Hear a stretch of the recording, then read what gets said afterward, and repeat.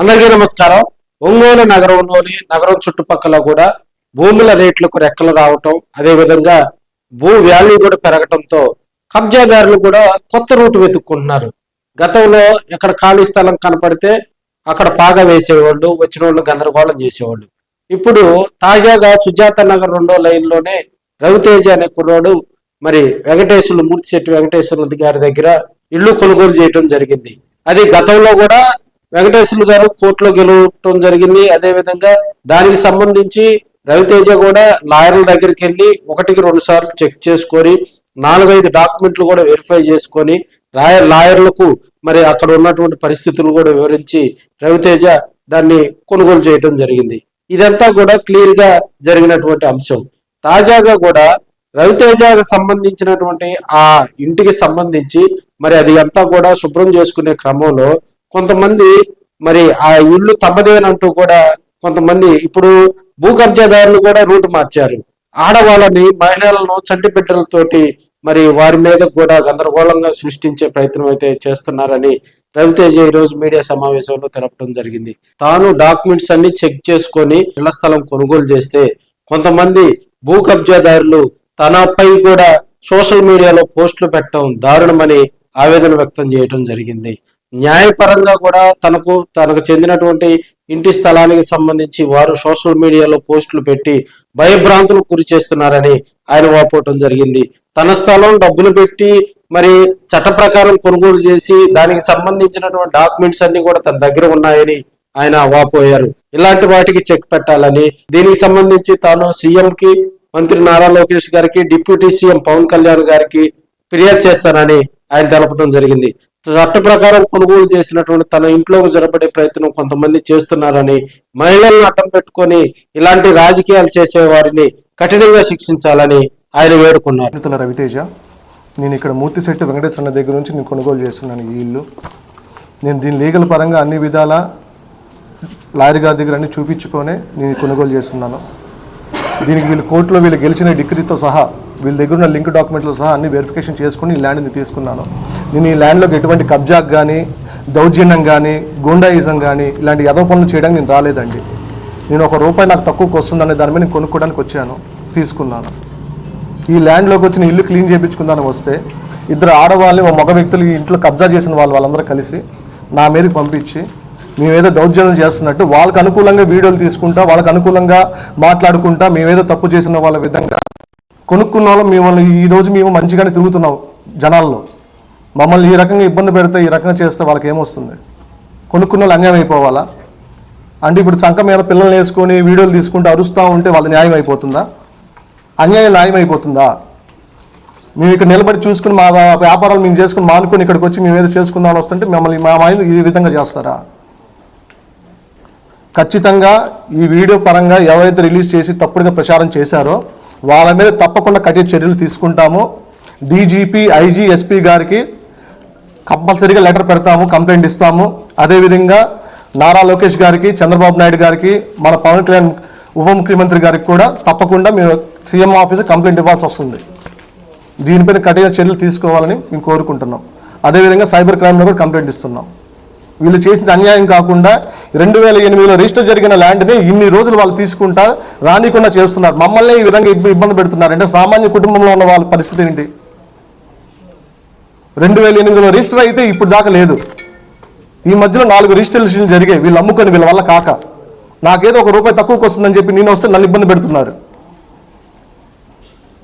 అదే అంటే స్టేషన్ దగ్గర పిలిపిస్తున్నారు, అది కంప్లైంట్ ఇస్తున్నారు. వాళ్ళ ఇష్టరాజ్యం అయిపోయింది.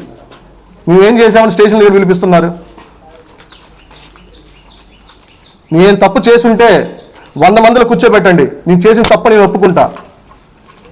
నేను 1000 మందిలో అయినా సరే కూర్చొని నేను మాట్లాడతాను. లీగల్ డాక్యుమెంట్ పరంగా అంత క్లియర్గా ఉంది. ఏది చూసుకోకుండా నేను ఊరకు రాలేదు. 5 లింక్ డాక్యుమెంట్లు ఉన్నాయి. 2008లో రిజిస్ట్రేషన్ పేరు మీద జరిగిన దగ్గర నుంచి 2010లో రెడ్డిస్ వాళ్ళు రిజిస్టర్ చేయించుకున్న దగ్గర నుంచి 2000 మొత్తం క్లియర్గా ఉంది. వాళ్ళ దగ్గర రెంట్లు కూడా వసూలు చేసుకోమని వచ్చింది. 2024 వీళ్ళ కొడుకులు కొనుక్కొని మళ్ళీ వీళ్ళ వల్ల కూడా కాకపోతే నాకు అమ్మారు. రవితేజ ఇదిగో ₹1 ఇట్లా వస్తుంది, నాకు ఇట్లా ఇబ్బందిగా ఉంది, నా వల్ల నాకు ఇబ్బందిగా ఉంది, నా పరిస్థితి బాగాలేదు, మీరు ఏది చేసుకుని న్యాయం చేయండి అనే దాని మీద జరిగితే నేను చూసుకుని తిన్నా, నాకు ₹1 వస్తుందని. ఈ రోజు నేను తీసుకున్నది కాకుండా నన్ను మార్కెట్లో చూసే ముందు జనాల ముందర కానీ, పార్టీ పరంగా కానీ, రాజకీయం పరంగా కానీ, తిరిగే నలుగురు వ్యక్తుల్లో కానీ చాలా ఇబ్బంది పెడుతున్నారండి. దీని మీద కఠిన చర్యలు తీసుకోవాల్సింది మేము కోరుతున్నాము. ఈ ఇల్లు కొనుక్కున్నానయ్యా, స్థలము ఇల్లు మొత్తం కూడా మంగిశెట్టి వెంకటేశ్వర్లు ఆయన. ఆ రికార్డ్ అవి చూసుకొని నేను మధువర్తి రాఘవరావు గారి దగ్గర రికార్డ్ అవి చూసుకొని నేను కొనుక్కున్నా. ఆయన స్వదస్తుతో ఉంది కాబట్టి, ఆ తర్వాత భార్యకి పెట్టాడు కాబట్టి, ఆ భార్య మళ్ళీ ఈయనకే చేసింది కాబట్టి ఏ పిల్లలతో అవసరం లేదు, ఈయనే వారసుడు, ఈయన హక్కుదారుడు అని మధువర్తి రాఘవరావు చెప్పగా నేను విని నలుగురు ఇంకా విసారించుకొని కొనుక్కున్నానయ్యా. కొనుక్కున్నాక వీళ్ళు రమ్మంటే ఇంటికి వచ్చి ఖాళీ చేయమంటే ఆయన నాకు అతి దగ్గర చుట్టం అయ్యా. ఒక 2-3 నెలలు ఆగు అని నన్ను అన్నాడు. 3 నెలలు ఆగు నేను అడ్వాన్స్ చేస్తాను అన్నాడు. ఈ లోపల తీరిందయ్యా, చనిపోయాడు. ఇక నా తర్వాత వచ్చి వీళ్ళని అడిగాను.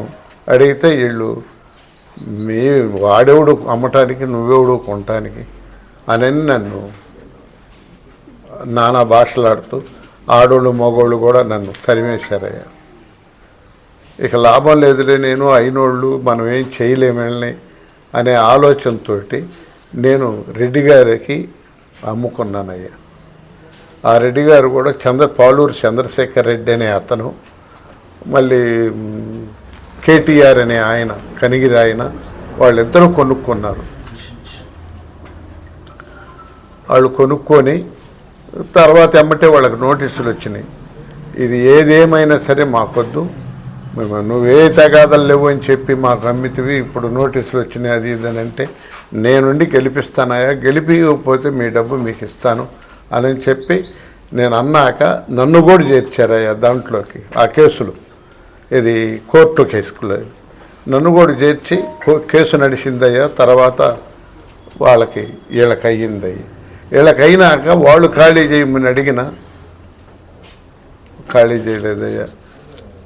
చివరికి వాళ్ళు ఏదో డబ్బులు కూడా ఇస్తామని చెప్పి పావలా బేడ ఆయన లాయరు దగ్గరికి పోయి కలిసినా కూడా వీళ్ళు ఒప్పుకోలేదయ్యా. ఆ తర్వాత ఇళ్ళు కూడా మాకు వద్దని చెప్పి ఖాళీ చేయకుండా వాళ్ళు అట్నే ఉండారు. నేను ఎప్పుడన్నా రాని వెంటబడతానే ఉండారు. ఇక చివరికి చేసేది లేక మా పిల్లలే చేపించుకొని మేము వచ్చామయ్యా. ఇక్కడ ఎవరు లేరు, ఖాళీ చేసి ఇళ్ళు కూడా బాగలేవు, ఇళ్ళు సిద్ధాంతంగా లేవు అది ఇదని వాళ్ళు అంటే అన్నారు, అది ఉంటున్నారు అన్నారు. ఎక్కడ ఉంటున్నాడు, ఇంట్లో ఎవరు లేరు. అప్పుడు నేను ఈయనకి చెప్పా, ఇది పరిస్థితి అయ్యా, ఇంట్లో ఎవరు లేరు, నాకు లీగల్గా నేను ఇట్లా తీసుకున్నాను, మీరు విచారించుకొని మీకు నమ్మకం కలిగితే తీసుకోయ్యా అన్నాను. బిల్ కాంట్రాక్ట్గా 1.35కి ఈయన అన్నీ చూసుకొని 1.35కి తీసుకున్నారయ్యా. ఇచ్చాను. కానీ ఆ రోజు నన్ను రమ్మన్నాడు, ఎవరన్నా వస్తే 1.35కి నువ్వు అమ్మినట్టుగా మాకు చెప్పు, లీగల్ పరంగా ఉంటే మేము చూసుకుంటాం, మీరు చెప్పేసేసారు కాబట్టి అని అన్నారయ్యా. నేను సరేనని వచ్చానయ్యా. వచ్చితే ఎవరు తర్వాత మేము లాస్ట్ పోయేటప్పుడు ఎవరు ఆడవాళ్ళు వచ్చి అది ఇది మాది గుడ్డు కూసు ఏదో అన్నారయ్యా. మగవాళ్ళు బయట ఉండి ఆడవాళ్ళు పంపించి పిల్లలతో సహా, మగవాళ్ళే బయటే ఉండారయ్యా, ఆడవాళ్ళని పంపించి పిల్లల్ని సంకనేసుకొని వచ్చారయ్యా. మేము ఎందుకులే మనకెందుకులే అని చెప్పి పోయామయ్యా. ఈ సామాను కూడా అదిగో ఆయన స్కూలు వాళ్ళది, ఆయన ఉండి దగ్గరుండి మాదయ్యా, వాళ్ళదేం కాదులే, మేము ఆయన రెంట్కి తీసుకున్నాం, 7,000 పెట్టి 8,000 పెట్టాం, ఇదిగో వాళ్ళ రెంట్ వాళ్ళకి ఇచ్చేసాను, ఇక మా సామాను కాస్త ఇప్పుడు మా పిల్లలు కూడా లేరయ్యా, మీరు అటు పెట్టండి అంటే ముందు ఒక ఇంట్లో పెట్టి మర్యాదపూర్వకంగానే పెట్టమన్నారయ్యా. వాళ్ళు ఏమీ ఇదేమనలేదు, వాళ్ళ అదంతా పెట్టేసి ఆమెతో వెళ్ళిపోయామయ్యా. తాళాలు వేసుకొని అది అంటే ఇప్పుడు